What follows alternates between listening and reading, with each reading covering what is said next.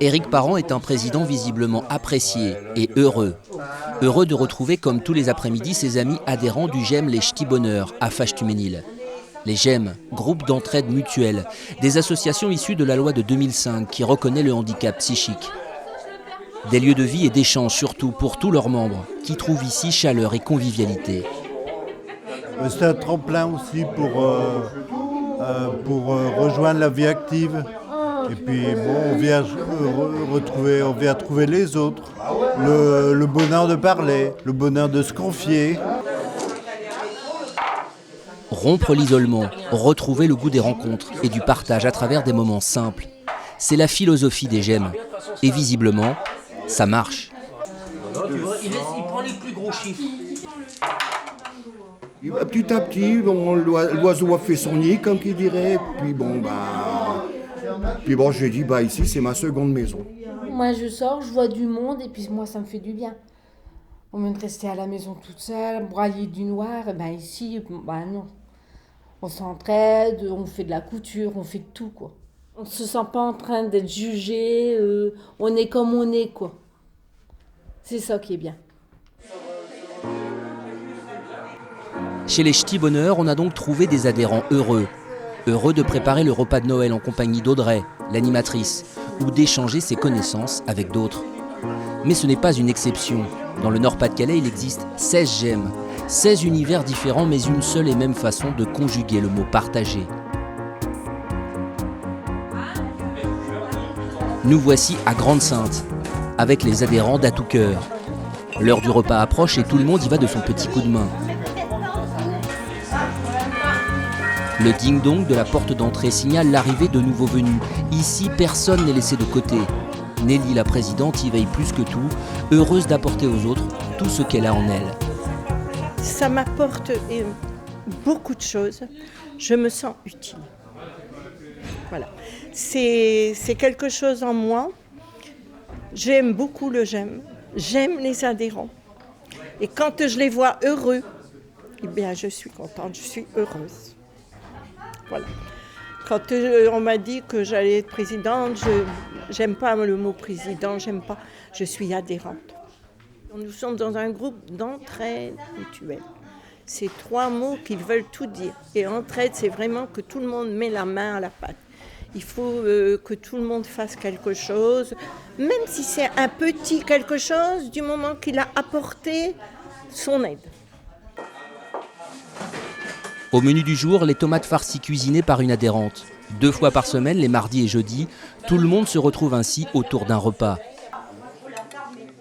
Un moment important pour une association qui a permis à ses membres de retrouver l'envie de faire des choses. C'est Clément qui m'a fait découvrir ça. Il m'a dit tu devrais venir parce que je restais toujours chez moi et je sortais presque pas sauf pour faire mes courses. Et il m'a dit il y a une association où je suis inscrite depuis quelques années. Et il dit tu devrais venir. Quand je suis venue, tout de suite on m'a fait la bise, tout ça, on m'a mis dans l'ambiance. Et après j'ai pris mon adhésion et je suis restée. Vous vous sentez bien ici ? Ah ouais, je me sens bien, ouais. C'est une deuxième famille pour moi. C'est un lieu qu'on a besoin, en fin de compte, qui est vivant, qui nous sauve, en fin de compte, quand on a la solitude. C'est un endroit où on peut venir, qu'on peut apprendre à faire ce qu'on ne faisait pas. C'est-à-dire sourire, parler, faire des activités.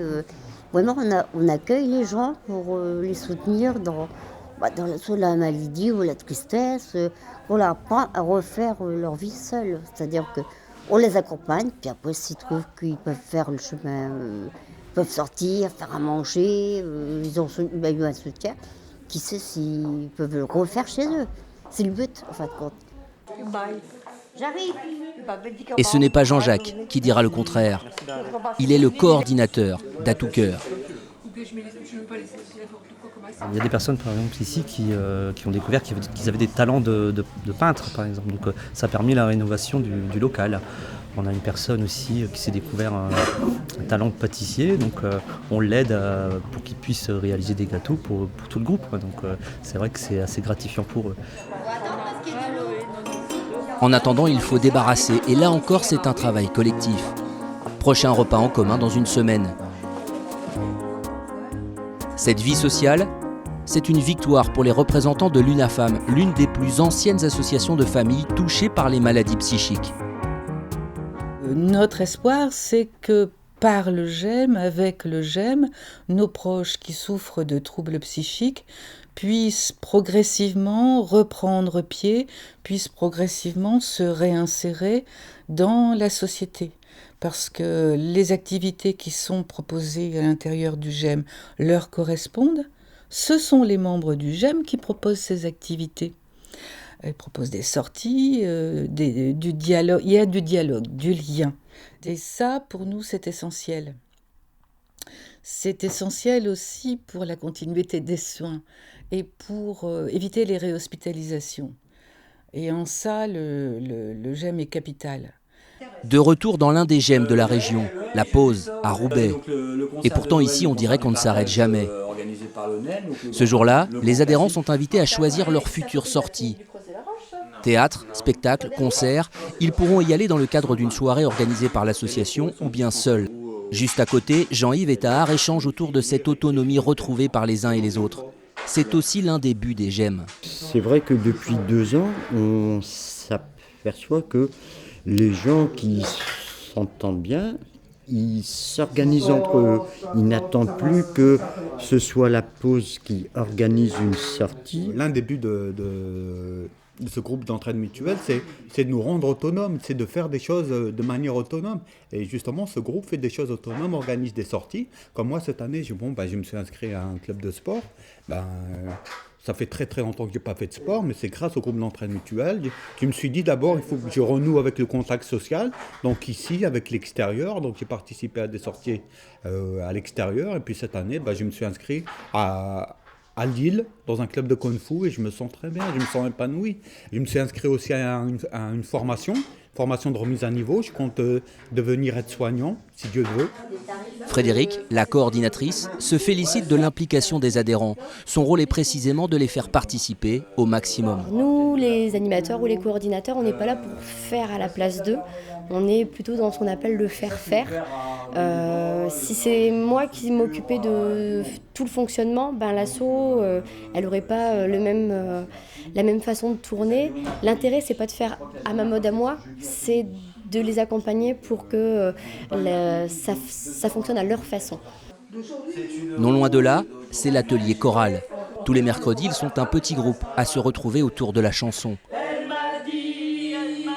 Martine, la présidente, donne de la voix.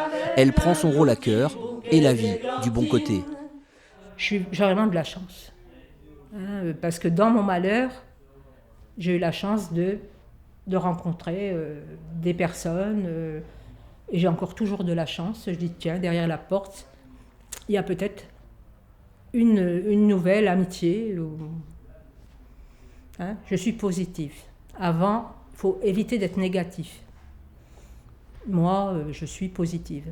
Parce que ce que je voudrais, surtout, c'est que mon expérience profite aux personnes ici. Parce qu'être 30 ans malade comme j'ai été, vous perdez quand même une grande partie de votre vie. Alors j'aimerais bien pouvoir leur transmettre, mais c'est pas évident, leur transmettre un petit peu de mon expérience, pas même en parlant, mais en vivant, en souriant. Et en chantant, bien sûr. La balade des gens heureux cache encore certainement quelques difficultés et souffrances, qui n'en a pas.